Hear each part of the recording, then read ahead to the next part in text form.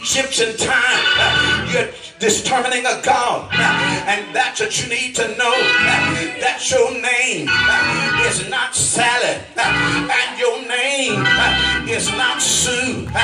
Your name is child of God. Child of God is my name. You got to know that even though I'm in this world, I'm not of this world. Every day they tell me that the economy, the market is going up and down. They tell me gas is going up and down. They tell me on one hand 100,000 people found jobs, but another 100,000 are still living below the poverty line. They keep trying to tell me that things are bad. They keep trying to tell me that I ought to be worried. They keep trying to tell me that I need to do this and I need to do that. But that's only if I let them give definition to who I am. But when I define myself as a child of God, my Father's rich in houses and land. He holds the wealth of the world in his hand. Rubies and diamonds, silver and gold. I'm a child of the King. Say yes.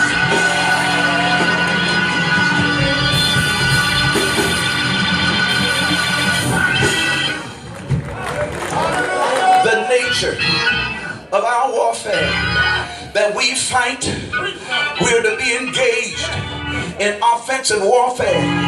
We're not to call to hold the fort. We're not called to sit back and hide. Don't you see that the wagons are circling the church? Don't you see that God has not called us to a spirit of fear? God has not called us to a spirit of timidity. God has not called us to a spirit that would call us to wonder and to ponder. But God told us to look up, for our redemption draweth nigh. Yes, Lord, you got to know that every good and perfect gift comes from above. You got to know that if we are going to get out of this, we're going to have to look up and see God. You got to know that if we are going to be victorious, the only one who can bring us out is God our Father. We are in a warfare against intellectual giants, people in society who seem to have all the knowledge. They present themselves as experts, and we have to stand by and listen to what they say. Intellectual giants, philosophical giants, people who seem to understand how we ought to live.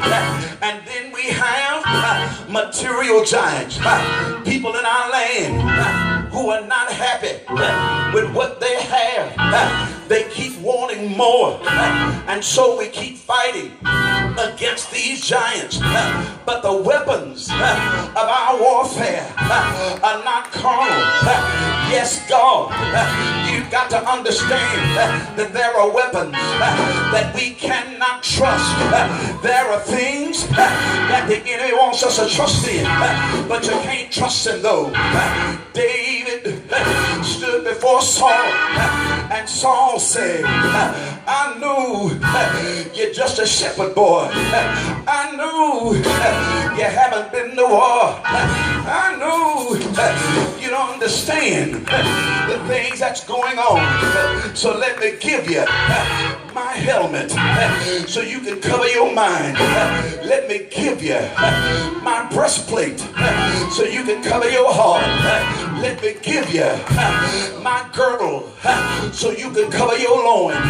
Let me give you my shield so you'll have something to hold against the enemy. Let me give you my sword that I fight with. And that's one of the problems that we have in the church. We're taking the weapons of the world and trying to use them. We're taking the helmet of this world and covering our minds, and we're wondering why in the church we've got so much depression. We're wondering why in the church we've got so much sadness.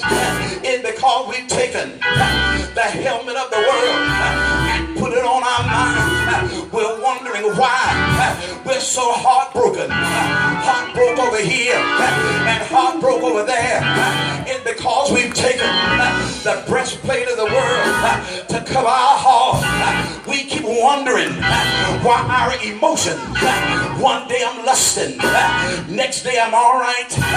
One day I'm fighting, next day I'm all right. One day I can't control my appetite. We've taken the world, the belt of the world, to gird our loins and gird our emotions. We're trying to figure out why I can't stop what the enemy's doing. It's because we've allowed the shield of the world to be used by ourselves. We've even taken the sword of the world, even though the Bible said we don't wrestle against flesh and blood.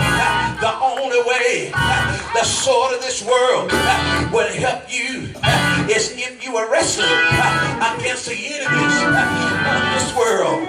Talk to me, somebody. But God has let us know that there are enemies in high places. There are enemies in dark places.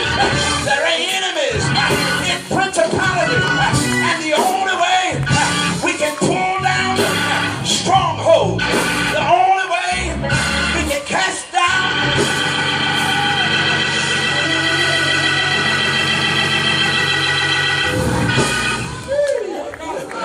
we've got enemies that we've got to deal with. Enemies of our yesterday, carelessness, failures.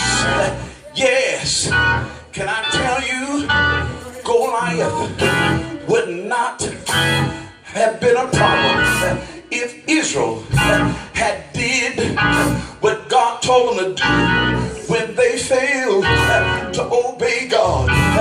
Goliath became real when Israel came into the land of promise.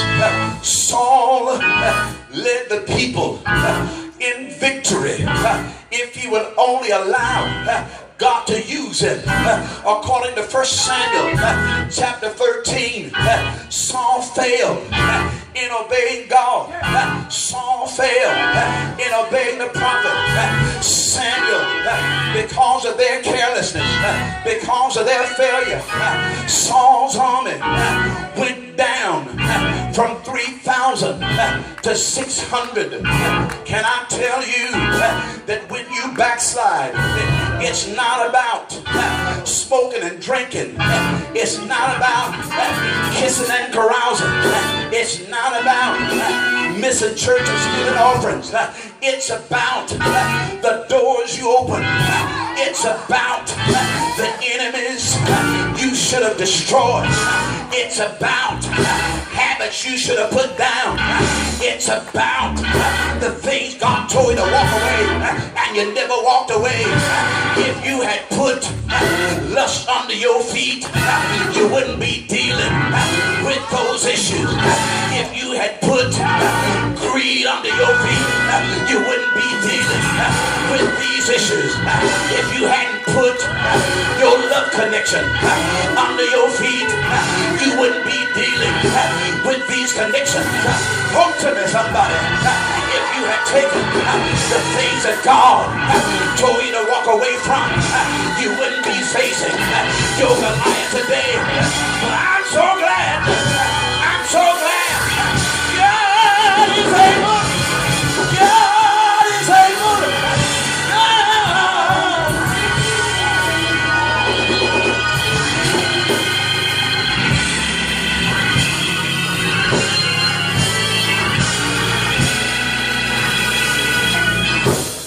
Then we have the enemies of criticism and rejection. Yes, David, before he could go out and face Goliath, he had to face criticism in the house.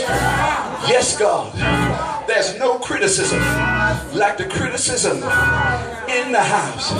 There's no injury like the injuries in the house. There's no wound like wounds you get in the house. You know what God said, but before you can do it, some sanctified person comes up and pours water on your fire. Before you can do what God told you to do, somebody wakes you up from the vision and tell you it's a nightmare. You face the criticism and then you face the rejection. How many of you know that one of the reasons it's a challenge to go on a fast is because we've hooked ourselves up with carnal friends? Yeah, when you go to the job, your carnal friend wants to have some coffee. When you go to your job, your carnal friends want to go to lunch. And because you're hooked up and yoked up in order to do the will of God, you got to tell your buddy, no coffee today. You got to tell your buddy, no donuts today. You got to tell your buddy, no hamburger, no pizza. You got to tell your buddy, no chips, no soda. And then you got to face being rejected when you come off your fast. They don't want to fool with you because now you're holy. See, when I wanted to go to lunch, you didn't want to go to lunch. So you going to be holy. You know I ain't like that. Child, I go to church, I get my praise on, I get my offering, and child, I still go to the club. But see, you ain't like me. So you go on over there and you do your thing, and I'm going to stay over here and do my thing. And we get caught up in the rejection of ungodly friends. We get caught up in the rejection of ungodly relationships, and then we choose. I'm preaching better than y'all praying. Then we choose between our flesh and our faith. Then we choose between the profane and the holy. Then we choose between what's right and what's wrong. Then we choose between God and man. And when you make the wrong choice and situations, let me get out of this. Hallelujah. We have to deal with the enemy of public opinion. David faced the enemy of the majority. Everybody in Israel had given up in despair when David said, "Let me go and fight him." The king said, "You're just a boy. You're not able to go out and fight," because all the army had already decided Goliath is too big for anybody. If Saul can't do it, can't nobody do it. If his captains can't do it, can't nobody do it. How are you, being a little boy, gonna be able to do that? I'm so glad I am who I am. I realize I ain't the strongest. I realize I ain't the smartest.